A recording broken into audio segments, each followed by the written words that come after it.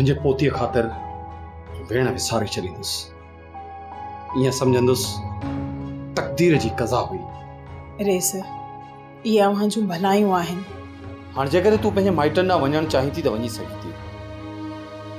हाशिम ख़ान तोखे न झलींदो, पर मां तोखे इहा सलाह ॾींदुसि त तूं न वञ। तुंहिंजे ज़िंदगीअ में अॻियां ओथर बि आहिनि ऐं खेवणियूं।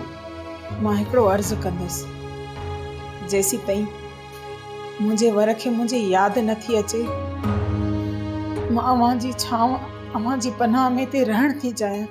जेकर तुंहिंजे मुड़ुस खे तुंहिंजी यादि न अचे त पोइ मां छा कयां? तूं पंहिंजे ज़िंदगी जो फ़ैसिलो पाण करे सघीं थी।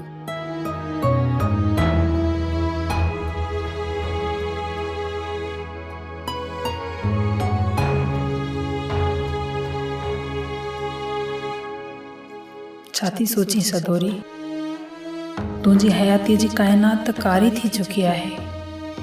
हाणे तूं सॼी हयाती दर्द सां नीह जोड़े छॾ।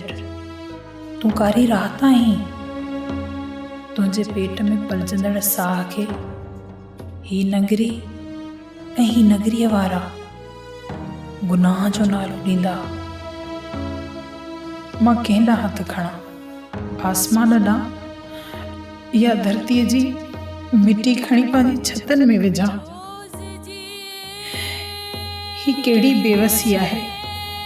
या मुंहिंजी ग़लती आहे जो मां बगल शीशो आहियां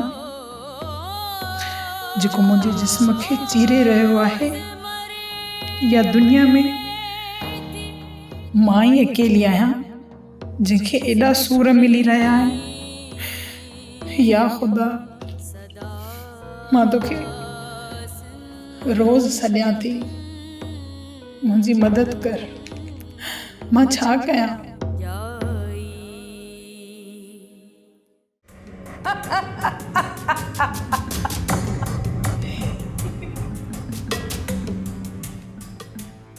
ख़ैर त आहे भाॼाई, तव्हांजी तबियत ठीकु आहे न?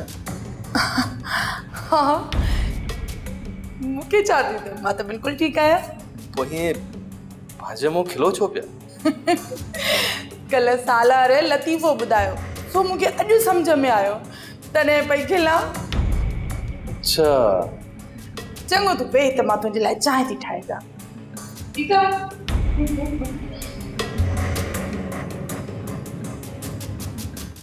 सोप सीरियल सिंध जाई तमाम एपिसोड्स ॾिसो हाणे HD क्वालिटीअ में। विज़िट करियो असांजो YouTube channel Sindh TV HD drama.